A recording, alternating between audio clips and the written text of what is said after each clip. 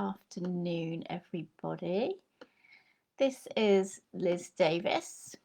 I am a nutritionist and I specialise in digestive health for busy women. So I help busy women fix their bloating, their IBS symptoms, their heartburn, other negative ways that their digestion can be impacting their health, and really help to bring things back into balance using state-of-the-art gut testing, digestive health testing, and dietary and supplement upgrades to really help to bring things nicely back into balance for you and get you living life as you should do. So today I was going to do a quick rundown about sugar, all about sugar, because it's something that crops up quite a lot. So do you need to give up sugar to have a healthy gut and to be healthy in general? And if you do eat a lot of sugar, then what can you do to kind of start to bring this down and mitigate the effects it's having on your health? Well, basically, it's whether or not you need to completely give up sugar is going to depend a lot on you and what health problems you're facing and how well your system deals with sugar, because we all deal with these things differently. There's not really such thing as good foods or bad foods. Some people can cope with certain foods and other people can't. So it's really going to be a very individual thing. So basically then, yes, what we're looking at with sugar is what kind of issues you're facing yourself and what kind of impact is sugar having on you as an individual. So if we look at gut health then, for example,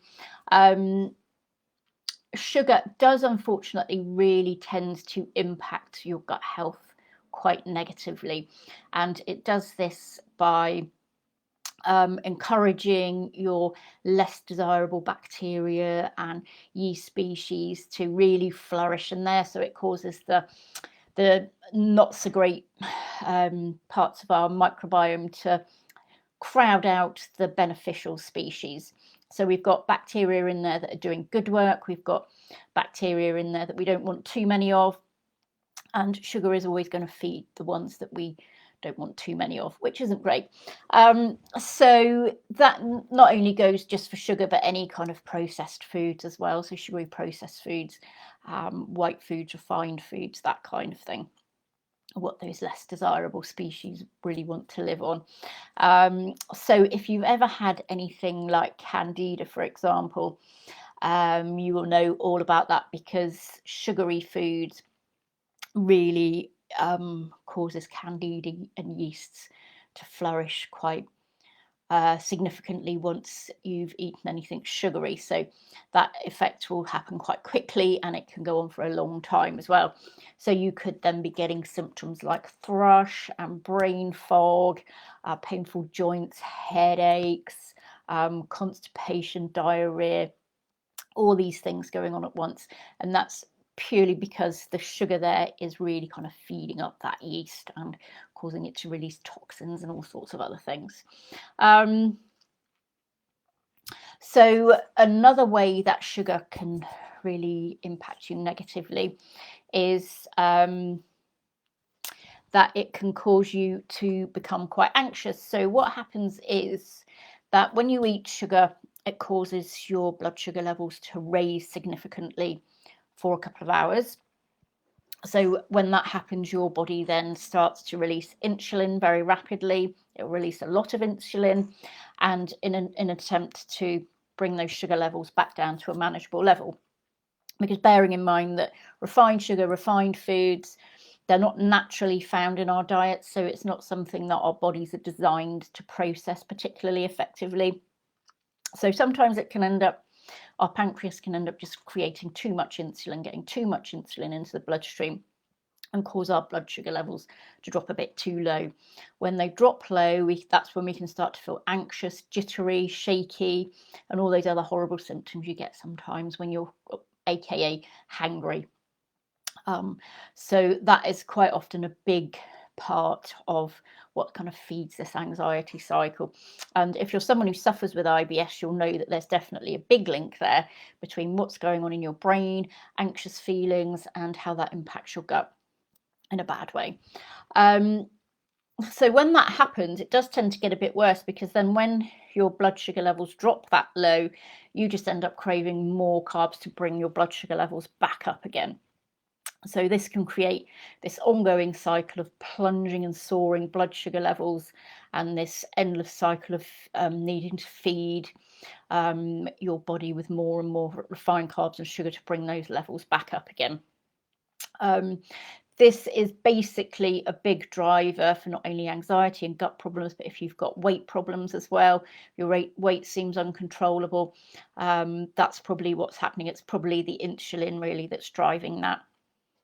Then further problems you can get, that's then eventually will lead into diabetes or non-alcoholic fatty liver disease, insulin resistance, and anything there related to inflammation as well. So it is really a cycle that needs to come under control if you want to start feeling better. So how do you do that then? So basically you're going to have to try and avoid those highly processed refined carbohydrate foods, and of course adding sugar into things, and really pay attention to what a food's glycemic index is. You may see this shortened to GI. So you want to stick to low GI foods, not high GI foods. And basically, without getting too technical, all you need to remember is that highly processed sugary foods tend to be high GI. So that just means that it's going to impact the sugar it contains is going to impact your bloodstream a lot more quickly than low GI foods. So again, that's your highly processed foods, sugary foods, highly processed sugary foods, white bread, white flour, anything made of those things, white rice. Fizzy drinks are a big one. Sugary breakfast cereals are as well. So anything like that. So get savvy with checking labels and things on breakfast cereals, and just make sure they don't have too much sugar in them. So what you need to do instead then, if you are going to have high carb foods, then make sure they are unprocessed, unrefined, so in their whole grain state, whole grain rice, oats, quinoa, of course all your fruits and vegetables, those are fine. They're still carbohydrate foods, but they're not processed, so they're not going to have that impact on your blood sugar, particularly if you keep them, when you eat them, make sure you eat them with protein and fats at the same time. That will really slow down the speed at which they enter the bloodstream and cause those insulin levels to rise. So if you stick to that, you should be fine, and you're not going to get those spikes happening all day. You're not going to get those jittery, anxious feelings, and hopefully your weight should come under control, anxiety should come under control, etc., and also not have that negative impact on the gut and your gut microbiome as well. Okay, so I hope that helps you. If you would like to speak to me, then please do book yourself in for a quick call. I should put the link to my diary in the comments, and also I'll put a link to my free program, so have a look at that too if you've got gut problems. And do like and share this as well if you think anybody else may be able to benefit from this information. Okay, I shall see you next time. Bye.